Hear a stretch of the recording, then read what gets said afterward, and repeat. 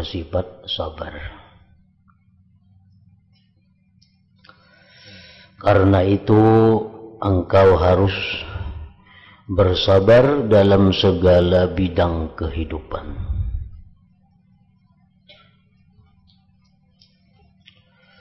Keharusan bersabar ini disebabkan oleh dua hal. Pertama, supaya dapat melakukan ibadah dan mendapatkan apa yang menjadi maksud tujuan ibadah itu. Sebab tempat tegaknya semua macam ibadah itu berada di atas kesabaran dan kesanggupan memikul beban kepayahan.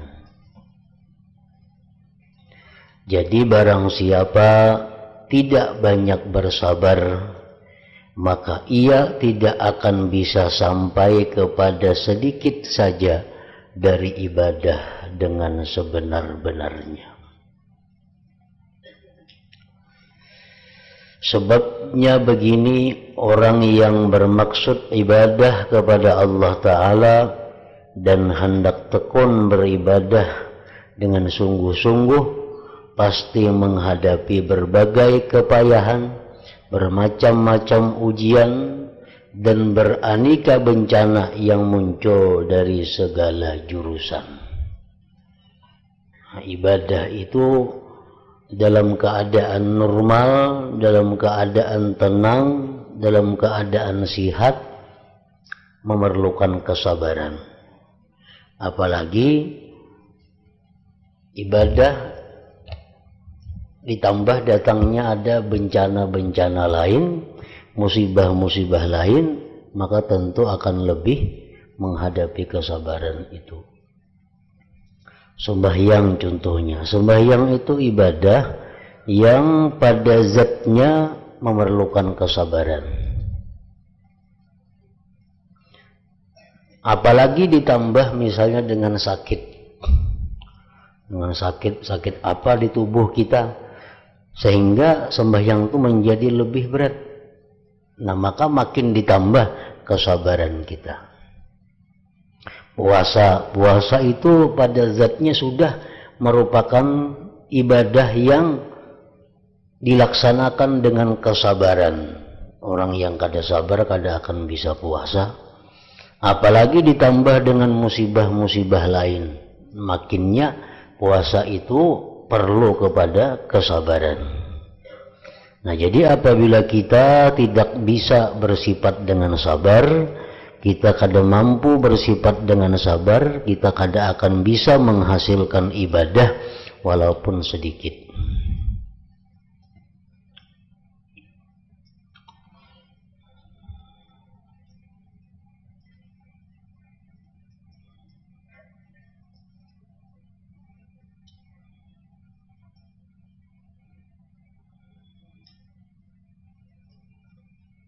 Contohnya yang sulit dilakukan adalah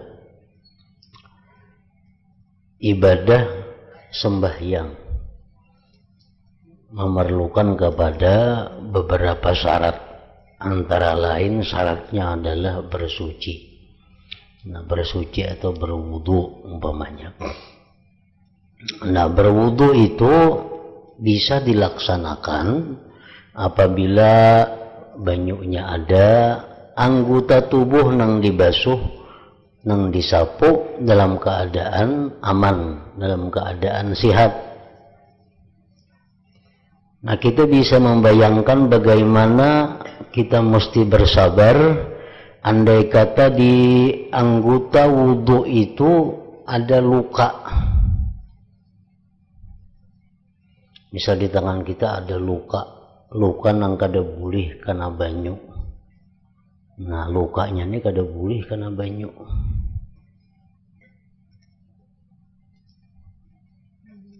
Maka sembahyang harus tetap dilaksanakan. Nah, maka caranya itu adalah bertayamum terlebih dahulu. Tayamum terlebih dahulu. tontong batayamum kaina hanyar baudo pulang. Kenapa? Maka batayamum, tayamum itu menutupi, mengganti anggota nang kadakawa kana banyu itu. Misal di tangan kita misalnya luka, nah isinya luka umpamanya, kada boleh kena banyu. Kalau kita nak sembahyang baudo, batayamum dulu. Karena ini kada boleh bang kena banyu. Jadi batayamum dulu. Tontong batayamum, hanyar kita baudo. Kalau kita tinggal ininya, nang lukanya nih. Hanyar boleh sembahyang. Jadi itu memerlukan kesabaran. Amun lukanya ini beparban lukanya di tangan, misalnya lukanya beparban, makin sulit lagi. Pertama dulu batayamum, yang kedua baudu, sembahyang. Kayaknya sembahyangnya diulang pulang bila sihat. Karena apa? Karena lukanya ini di tangan, nang mana tangan ini anggota wudu dan anggota tayamum sekaligus. Nah, jadi memerlukan kesabaran. Bila kada sabar, ya kada sembahyang. Ngalihan itu bangun diulang-ulang ini sembahyangnya. Nah, padahal tayamum dulu. Tayamum kan ditinggal, karena parban, kada kana kulit artinya. Kayaknya baudu pulang, baudu ditinggal pulang nih, karena parban. Sembahyang, kayaknya mau sudah sihat sembuh, diulangi sembahyangnya itu. Nah, jadi itu contohnya bahwa ibadah itu sendiri sudah memerlukan kesabaran, ditambah lagi pulang ada musibah, ada penyakit, maka makin memerlukan kepada kesabaran.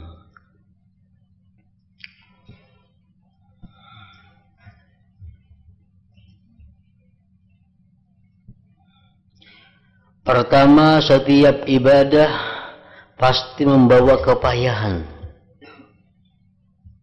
Karena itu agama mendorong hamba supaya beribadah dengan sabar. Dan menjanjikan pahala kepada hamba yang sabar beribadah. Karena ibadah tidak akan dapat jika tanpa menggempur kesenangan nafsu dan mengalahkannya. Sebab nafsu adalah perkara yang mencegah hamba dari melakukan kebaikan. Padahal menyelisihi kesenangan nafsu dan memaksa nafsu merupakan pekerjaan yang paling berat bagi manusia. Jadi ibadah itu, apapun ngarannya ibadah, itu bertentangan dengan nafsu. Setiap bertentangan lawan nafsu itu pasti sulit, pasti uyuh. Ada dua hal, ada dua kelompok manusia nang beribadah itu nyaman, nang beribadah itu manis. Ada dua kelompok manusia. Ada satu kelompok nang baik, ada satu kelompok nang jahat. Nang baik kayak apa? Orang-orang yang sudah ma'rifat dengan Allah. Maka ibadah itu dilakukannya manis, nyaman.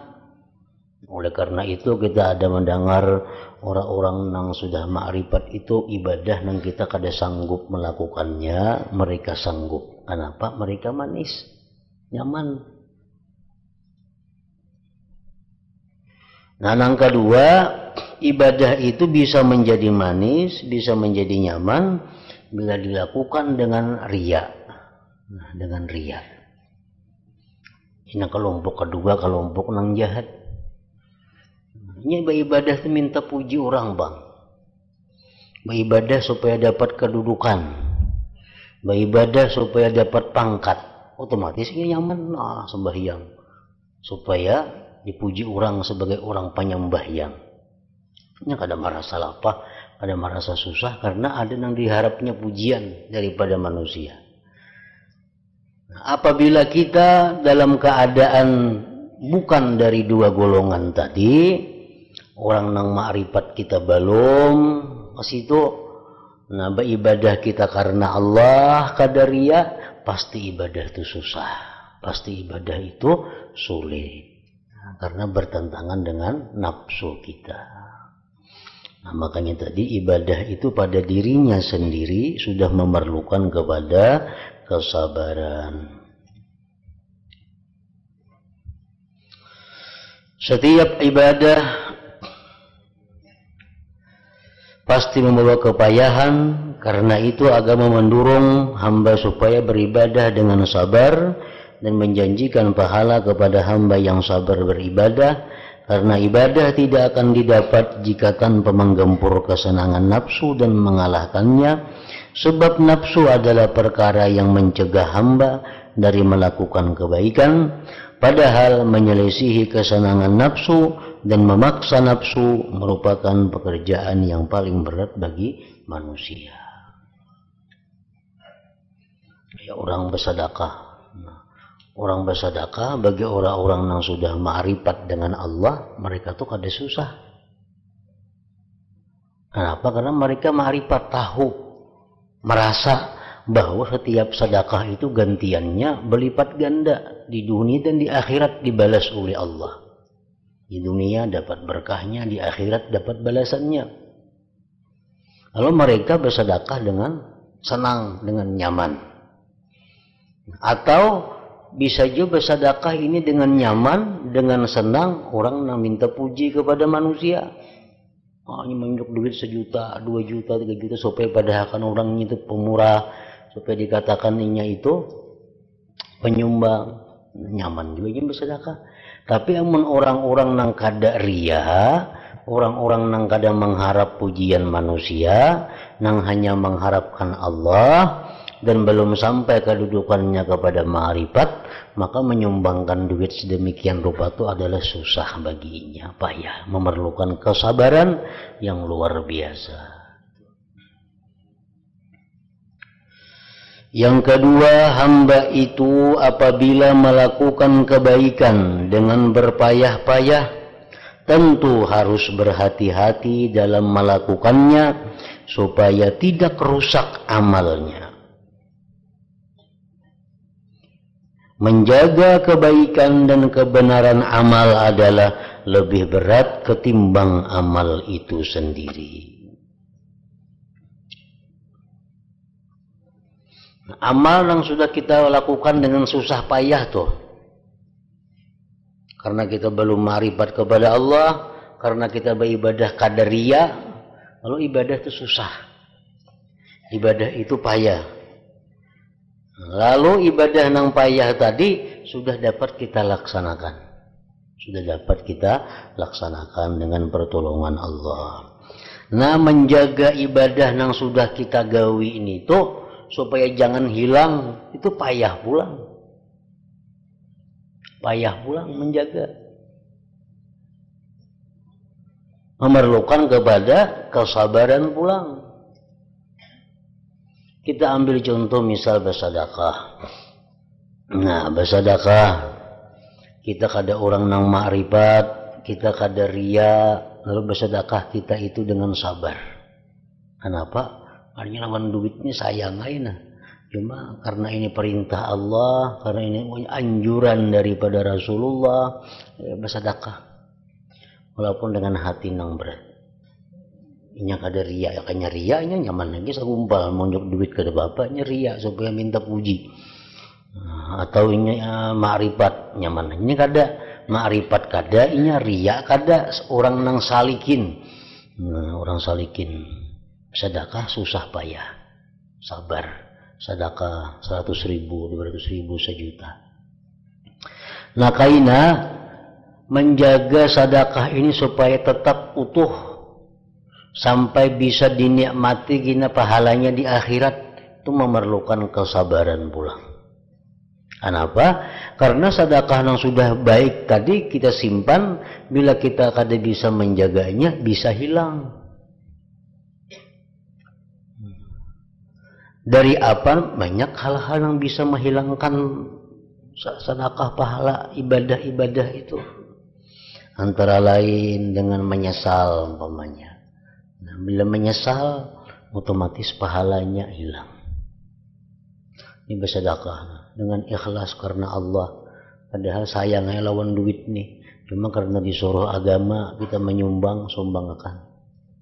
Dengan berat hati, sabar, diterima Allah. Karenanya ikhlas, diterima Allah. Bersedekah 1 juta atau 2 juta, 3 juta. Sebulan kemudian inya berada dalam kesusahan, dalam susah. Dahulu aku menyumbang 3 juta, aku memberi 3 juta. Semalam nyaka-nyaka aku beriakan itu aku ada duit ini ngasagan apakah misalnya. Tapi nya dahulu aku beriakan ada 3 juta, 4 juta. Ada sing duitan lagi.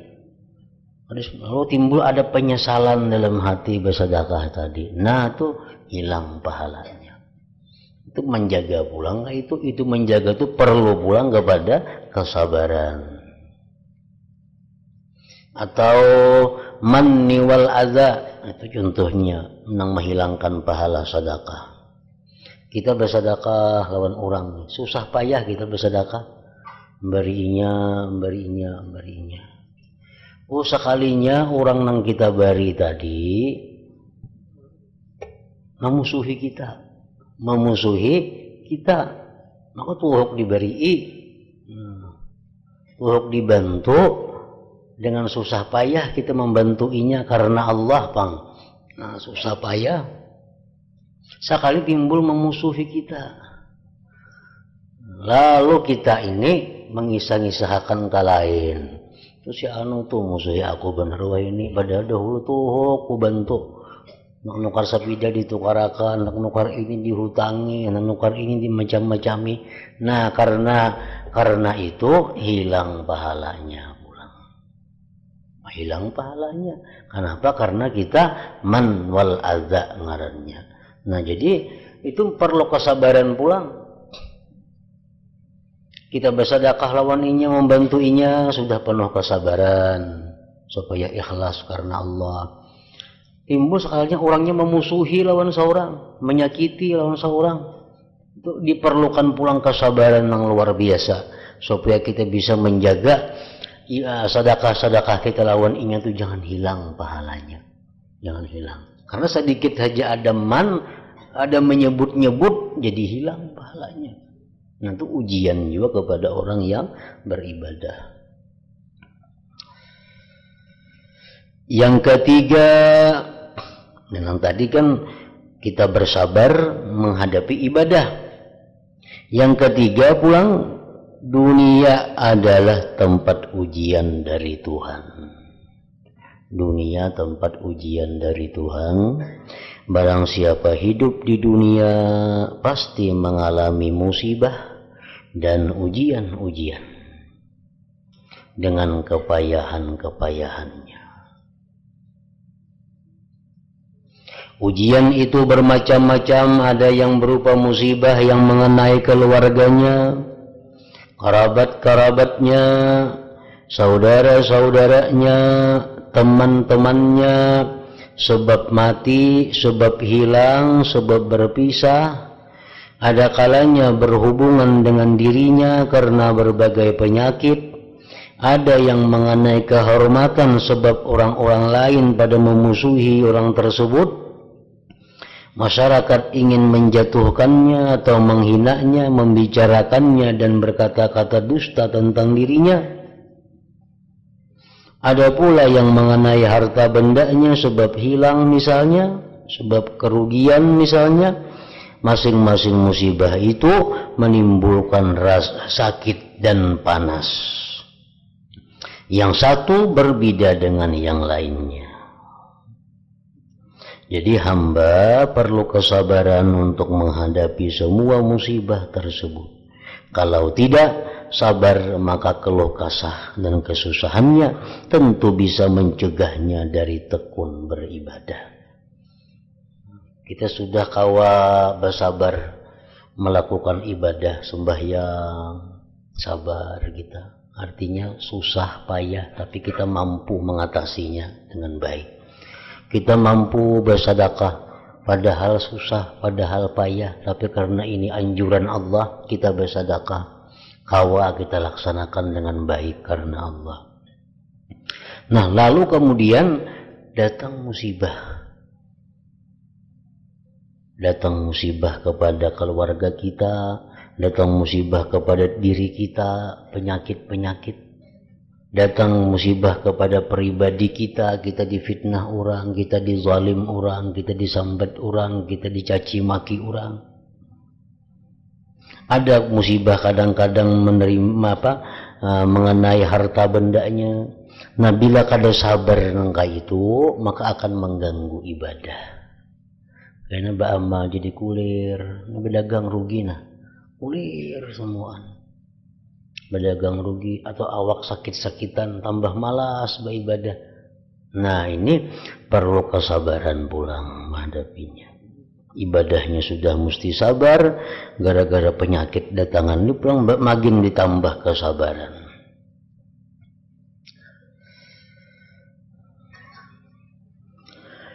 Yang keempat, orang yang mencari akhirat itu lebih keras cobaannya dan lebih banyak ujiannya selama ia hidup di dunia.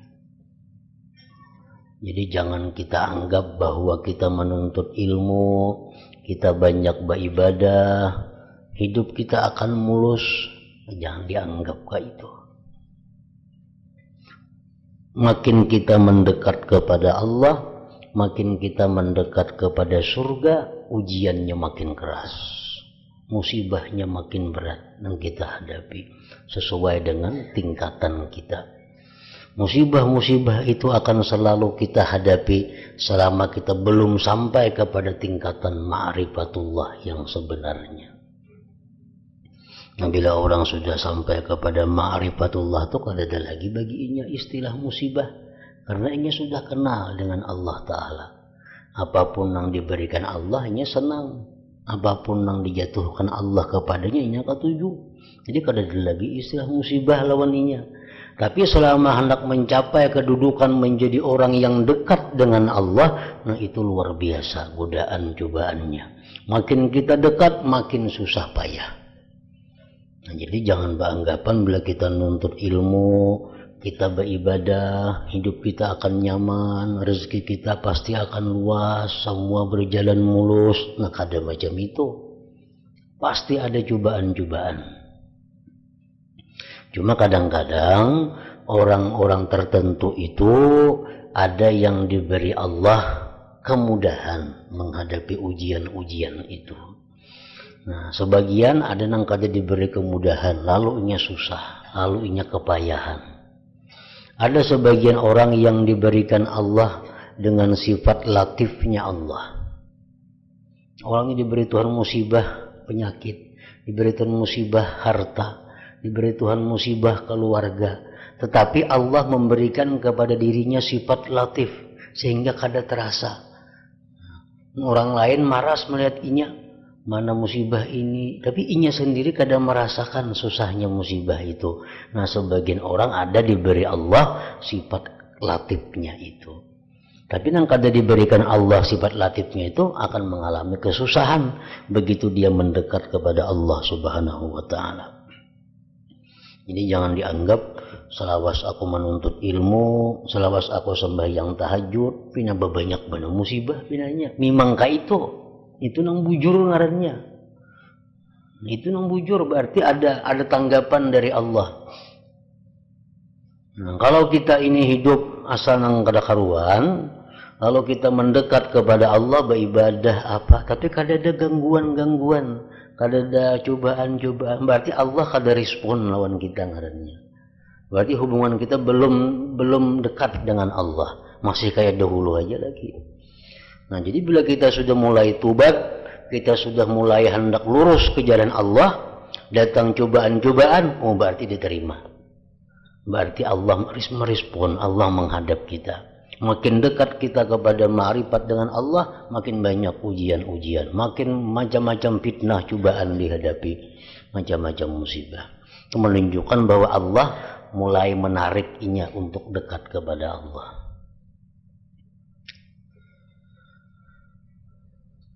Orang yang mencari akhirat itu lebih keras cobaannya dan lebih banyak ujiannya selama ia hidup di dunia. Barang siapa lebih dekat dengan Allah, tentu lebih banyak musibahnya yang ia alami dan cobaannya tentu lebih keras. Tidakkah engkau pernah mendengar Nabi Muhammad sallallahu alaihi wasallam bersabda, "Asyaddun nas bala'an al-anbiya, summal ulama, summal amsalu fal amsal." Artinya manusia yang paling keras cobaannya ialah para nabi. Itu paling keras cobaannya. Tetapi para nabi ini mereka menerima cobaan dari Allah, ditolong oleh Allah. Lalu mereka kadang merasa mengalami kesusahan. Nah, karena mereka sudah ma'rifat dengan Allah. Seperti Nabi kita dihina, sidin balas dengan doa kebaikan. Nabi kita diludahi, muhanya dibalas dengan senyuman. Nabi kita dipukul, dibalas dengan pemberian. Nah, kadang merasakan Nabi yang demikian itu kesusahan. Karena apa? Karena beliau sudah ma'rifat dan ditolong oleh Allah. Summal ulama, kemudian ulama, summal amsalu fal amsal. Artinya manusia yang paling keras cobaannya ialah para nabi, lalu para ulama. Nah, jadi kalau begitu orang yang bermaksud melakukan kebaikan dan berniat sungguh-sungguh akan berjalan di jalan akhirat pasti menghadapi ujian-ujian ini. Pasti. Apabila orang itu tidak sabar dan selalu menoleh kepada ujian-ujian tersebut, tentu akan terputus jalannya dan meninggalkan ibadahnya. Akhirnya tidak bisa sampai pada ibadah. Nah, orang ini sudah mulai menuntut. Dulu misal orang ini kada tahu di apa-apa, lalu ini mulai menuntut ilmu, hendak memperbaiki diri, hendak berdekat dengan Allah. Nah, mulailah nuntut ilmu. Dapat karena Allah merespon ini orang. Allah beri dia cobaan penyakit umpamanya. Lalu ia sakit. Nah, lalu ia sakit. Sakit kada bisa berbuat apa-apa lagi. Kalau inya kada sabar menahan sakitnya ini, nah kada sabar inya putus. Kada jadi lagi nuntut ilmu, kada jadi lagi nya beribadah karena sakit. Nah, putuslah jadinya jalannya menuju Allah. Ada orang yang begitu hendak mendekat dengan Allah, mulai nuntut ilmu, mulai mengamalkan wirid-wirid, jatuh bangkrut. Nah, diberi Tuhan ujian hartanya. Nah, begitu ini jatuh bangkrut, inya kada sabar menghadapinya, lalu inya berhimat pulang bercari, kada jadi beribadah tadi, kada jadi untuk ilmu tadi. Nah, karena inya kada sabar. Padahal andai kata dia sabar menjalininya itu hanya adalah sementara. Akhirnya pasti akan mendapat kebahagiaan dan kenikmatan. Orang yang hidupnya dulu kaya, hidupnya dulu banyak segala macamnya, kecukupannya, begitu mulai beribadah, misal hartanya habis, ditipu orang, kebakaran apa. Tapi inya sabar, tetap tekun beribadah, tetap tekun menuntut ilmu. Nah, ini akan berjalan, tapi satu saat akhirnya dia akan dikembalikan Allah segala harta bendanya yang hilang itu. Nah, demikian perjalanan seperti Nabi Ayub alaihi salam. Nabi Ayub itu orang yang kaya, orang yang punya keluarga, orang banyak punya kebun. Nabi Ayub alaihi salam dapat musibah. Nah, musibah apa? Harta semuaan habis, anak matian. Tapi Ayub terus beribadah kepada Allah. Akhirnya digantikan Allah 2 kali lipat daripada itu. Akhirnya digantikan Allah 2 kali lipat dari apa yang dia miliki. Anak yang asal 10 jadi 20 jadinya. Kabun yang asal 10 hektar jadi 20 hektar besi kabun. Digantikan oleh Allah. Karena mampu menghadapi cobaan harta itu dengan kesabaran tadi. Nah, jadi bila mana kita sudah mulai menuntut ilmu, kita mulai beribadah, lalu datang macam-macam cobaan, itu menunjukkan Allah menerima. Allah menerima. Allah menghadapi berarti. Karena makin kita mendekat kepada Allah, akan makin banyak cobaan dan rintangan itu.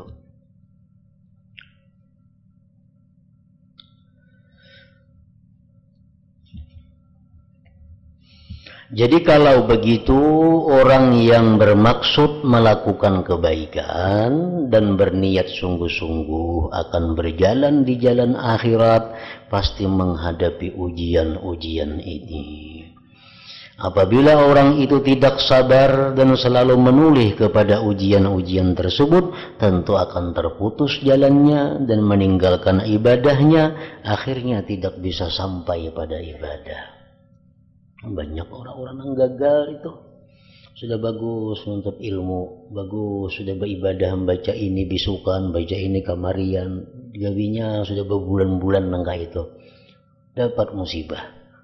Ampih sibuk, kalau jadi sibuk, kada lagi nuntut ilmu, kada lagi beribadah. Nah, ada juga itu karena kada sabar menghadapi cobaan.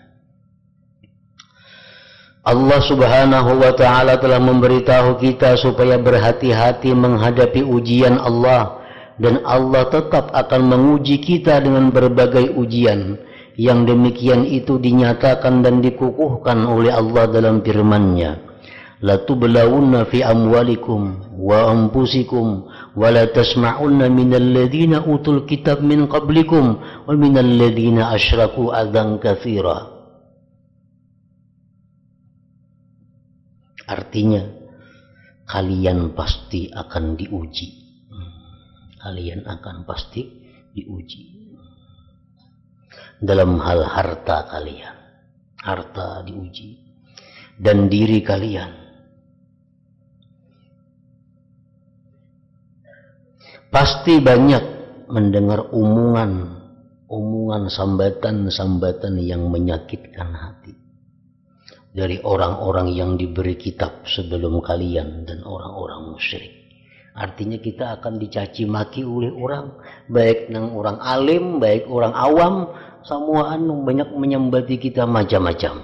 Nah, ini menunjukkan bahwa ibadah kita jalan artinya. Memang kita beribadah banyak, beribadah nuntut ilmu, tapi mulus benar kada ada ujian-ujiannya. Awak sihat, harta bertambah terus, kalau warga aman, damai, semuaan kada ada napa-napanya, nah, itu Allah belum merespon lagi artinya. Arti belum merespon itu napa? Orang ini hanya mendaftar aja, belum diterima lagi oleh Allah. Orang ini hanya mendaftar aja. Nah, kalau orang sudah diterima oleh Allah lamarannya, nah hanya mengalami ujian-ujian hidup itu. Sebenarnya ujian-ujian itu adalah untuk membersihkan. Karena kata kada bisa dekat dengan Allah kecuali orang yang bersih. Orang dulunya kaya, dulunya sihat, dulunya macam-macam. Begitu hendak dekat kepada Allahnya nuntut ilmu. Beribadah, hendak mendekati Allah. Sedangkan dahulu ini gawiannya macam-macam. Otomatis hartanya itu diberi Tuhan dulu musibah. Untuk digantikan kayaknya dengan harta yang bersih, untuk digantikan kayaknya harta yang suci, milihnya sabar. Lalu dapat musibah harta, tapi nya terus sejak kada terganggu menuntut ilmu, kada terganggu beribadah, walaupun nya bangkrut. Nah, satu saat kayaknya diganti Allah hartanya dengan harta yang berlipat ganda dan bersih. Kemudian orang ini mendapat musibah, sakit. Dulunya sehat saja awak, bapak amal bertambah penyakit macam-macam keluaran. Ini berarti Allah sudah menerima lamaran orang ini dan Allah akan mensucikan diri orang ini. Karena dengan penyakit-penyakit itu bila mana kita sabar menghadapinya, penyakit itu menggugurkan dosa. Sakit kepala kita itu menggugurkan dosa, pikiran-pikiran yang banyak kada kakaruan. Sakit mata, pikir itu menghilangkan dosa-dosa di mata. sakit hati, itu bisa akibat banyak mendengarkan, memasukkan ke dalam hati hal-hal yang sifatnya dosa. Nah, dibersihkan oleh Allah dengan penyakit-penyakit tadi, sehingga dia bisa makin dekat dengan Allah. Kayak kita misal berisi karis, hendak memberikan hadiah kepada raja. Maulah karisnya kita unjuk langsung, nah raja ada mau, pasti dibersihi dahulu karisnya. Nah, dibersihi, tagarnya dibuangi, dihimpalas, sakit, dihimpalas sama manusia juga kan, himpalas muhaikam tuh sakit. Nah, himpalas dulu supaya hilangan tagar-tagarnya, sudah bersih, hanya diunjuk lawan raja. Karena raja kadang menerima kecuali yang bersih. Nah, kayak itu juga diri kita, penyakit itu membersihkan diri. Kalau kita sabar menghadapi penyakit itu, nah kita akan menjadi orang yang dekat dengan Allah sesudah bersihnya diri kita.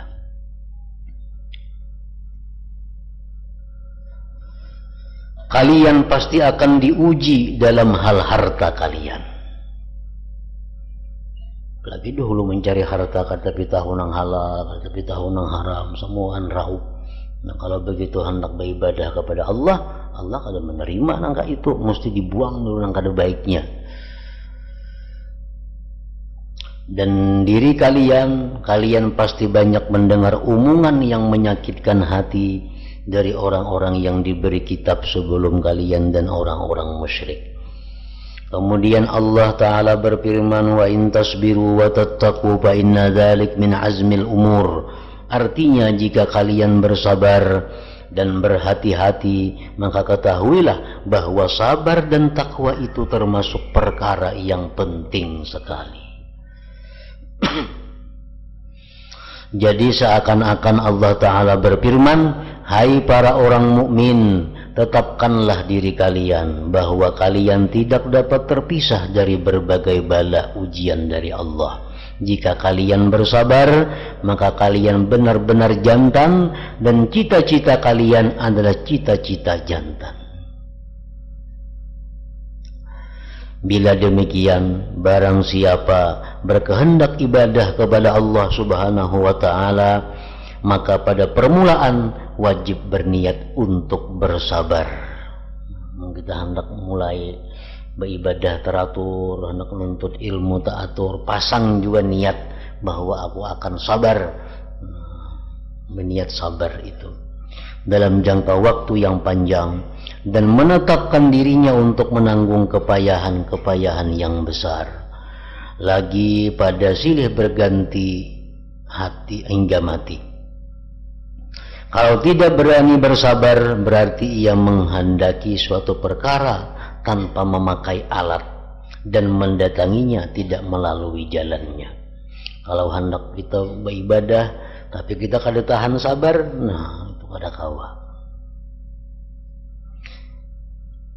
Sungguh telah dituturkan dari Al-Fudail rahimahullah bahwa beliau berkata, barang siapa bermaksud menempuh jalan akhirat, maka hendaklah ia menjadikan pada dirinya 4 macam kematian, yaitu kematian putih, kematian merah, kematian hitam, dan kematian hijau. Artinya orang yang hendak berjalan di jalan Allah itu mesti melalui ujian-ujian ini. Kematian putih yaitu lapar. Lapar ini ada 2 macam. Ada lapar karena kadada makanan. Ada orang tuh lapar memang kadada makan-makan, kasihan. Ada orang lapar hidup di tengah-tengah makanan. Ada macam-macam makanan cukup, nak menyuap muntah, akhirnya kada berdaya, lapar.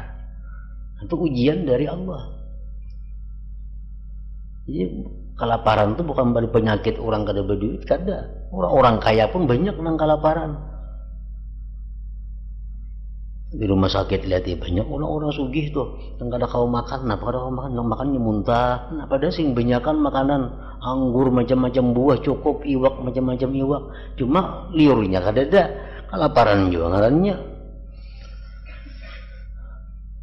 Kematian putih yaitu lapar. Jadi bisa kita mengalami cobaan kena itu diberi Tuhan. kelaparan tadi. Kematian hitam adalah celaan masyarakat, itu sudah nyata. Sudah nyata kita di mana aja bagana masyarakat tuh pasti ada yang mencela kita. Namun kada hakun dicela masyarakat jangan hidup.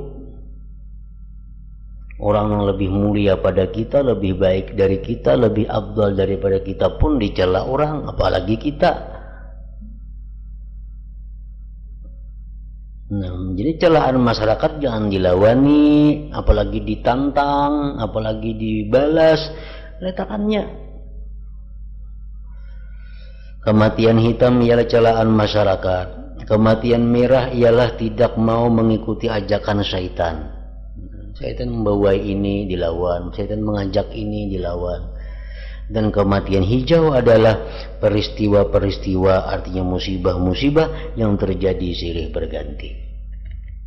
Jadi kalau kita hendak berjalan menuju Allah, itu 4 macam musibah yang kita lalui. Kita mesti siap menghadapi kematian-kematian itu. Kematian putih, merah, hitam, dan hijau tadi. Nah, yang kedua, perkara kedua yang mengharuskan bersabar, yaitu kesenangan dunia dan akhirat. Kenapa kita mesti bersabar? Karena 2 hal. Pertama, agar ibadah kita bisa jalan. Kalau kita kada sabar, sudah putus tengah jalan.